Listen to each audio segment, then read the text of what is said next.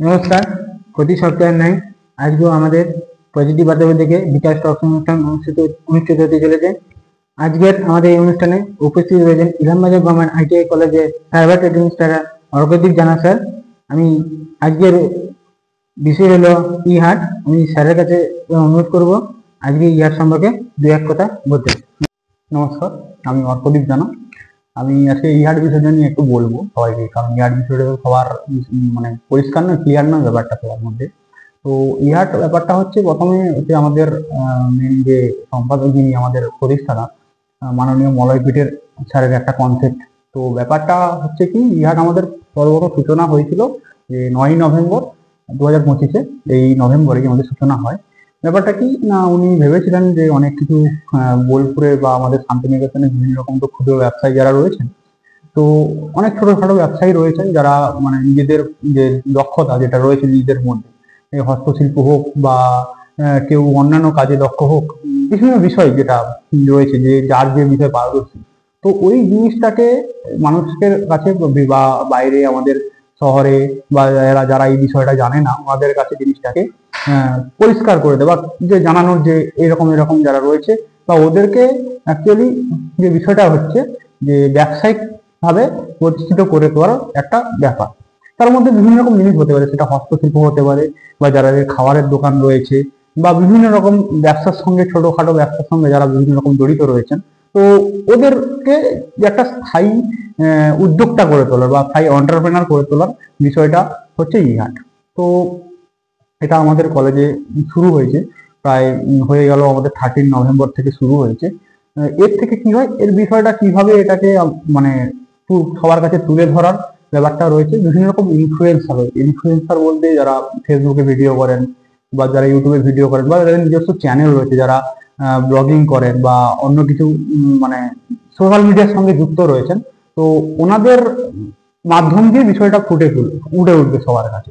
যে যারা আমাদের ছোটখাটো যারা ব্যবসায়ী রয়েছে, ব্যবসায়িক সমিতি বা ব্যবসায়ী যারা রয়েছেন, বিভিন্ন রকম ছোটখাটো ব্যবসা করেন বা বিভিন্ন কাজে পারদর্শী, যেটা বা হাতের বিভিন্ন রকম হস্তশিল্পের বিষয়ে পারদর্শী, কিন্তু তারা ওই জিনিসটাকে ওই জিনিসটার উপর ভর করে বা ওই জিনিসটার উপর ডিপেন্ড করে ওরা মানে কিছু এন্টারপ্রেনার হতে পারছেন না বা ভালো কিছু ইনকাম সোর্স অফ ইনকাম যেটাকে বলে ওটা করতে পারছেন না। তো এবার ইনফ্লুয়েন্সারদের কাজটা কি হয়, যে এই হাটে যারা বিভিন্ন রকম যে ব্যবসায়ী রয়েছে ওদেরকে আমন্ত্রণ করা হয়, ওরা আসে, নিজেদের যে ব্যবসা যে জিনিসপত্র যা রয়েছে ওটা হাটের মধ্যে যেরকম বেচাকেনা হয় ওইভাবে এই জিনিসটা কনসেপ্টটা বসে আমাদের। এবার সোশ্যাল মিডিয়া যারা ইনফ্লুয়েন্সার তারা বিভিন্ন রকম চ্যানেল রয়েছে, ব্লগিং করেন, ওদের মাধ্যম দিয়ে কি হয় যে জিনিসটাকে বা ওই যে ব্যবসায়ীদের বিভিন্ন রকম দক্ষতা, বা সেটা খাবারের ক্ষেত্রে হতে পারে, সেটা হস্তশিল্পের ক্ষেত্রে হতে পারে, বা বিভিন্ন রকম ব্যবসায়িক ক্ষেত্রে যে দক্ষতা রয়েছে সবার মধ্যে, ওইটাকে ওই সোশ্যাল মিডিয়ার মাধ্যমে সবার কাছে তুলে ধরা। তো আমি চাইবো যে ওটা ফুটে উঠুক। এটা খুব ভালো কনসেপ্ট। এটা মানে কারণ আমাদের বোলপুরের যে শান্তিনিকেতনে যে মেলাটা হয়, সোনাঝুরির মেলা বা হাট যেটা হয়, মেলা নয় এটা হাট, হাট যেটা হয় ওটা বন্ধ হওয়ার মুখে প্রায় বলতে গেলে। তো সেই জিনিসটাকে আমাদের যাতে বন্ধ না হয়ে যায়, কারণ এটা তো রবীন্দ্রনাথ ঠাকুর শুরু করেছিলেন। রবীন্দ্রনাথ ঠাকুরের ভাবনা চিন্তা তো খুব মানে কি বলা যায়, অনেকটা উন্নত মানের ছিল। এই বিষয়টা আমাদের বাংলার শিল্প সংস্কৃতির সঙ্গেও বিষয়টা জড়িত রয়েছে। তো ওই জিনিসটা যাতে বন্ধ না হয়ে যায় বা ওই জিনিসটা যাতে ওটা হচ্ছে বোলপুরের একটা সৌন্দর্য, ওই সৌন্দর্য যাতে নষ্ট না হয়ে যায়। তো ওইটা আমাদের কনসেপ্ট, যেটা যে সোশ্যাল মিডিয়ার মাধ্যমে ওইটা জিনিসটাকে ছড়িয়ে দেওয়া হোক, বা যে ব্যবসায়ী যারা রয়েছেন ওদের যে শান্তিনিকেতন বা বোলপুরের যে হস্তশিল্প বা বোলপুরের যে সংস্কৃতি ওটা সবার কাছে ফুটে উঠুক, সবাই জানুক, এই হাটটা অনেক বড় হোক, এটাই।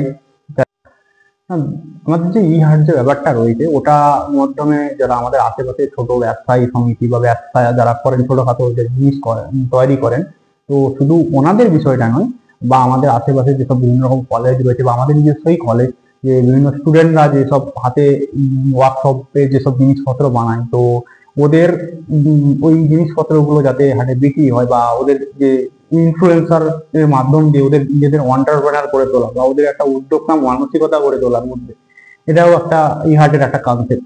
তো এটাই ই হাটের পুরো ব্যাপারটা। তো এটাই বলে আমি শেষ করছি। ধন্যবাদ স্যারকে। আজকে আমাদের যে প্রসঙ্গ ছিল ই হাট সম্পর্কে দু এক কথা বলার জন্য স্যারকে আমাদের কাছ থেকে অনেক অনেক ধন্যবাদ। আমাদের এই ই হাট সম্পর্কে আমাদের যে আমাদের পারিপার্শ্বিক যে মানুষজন রয়েছেন বা পাড়াপড়শি বা প্রতিবেশীজন রয়েছেন তাদের কাছেও জিনিসটা পরিষ্কার হয়ে গেল। তো আজকে আমাদের এই বিকাশ পজিটিভ বার্তা থেকে যে বিকাশ টক শো অনুষ্ঠান আজ এই পর্যন্ত, পরে আবার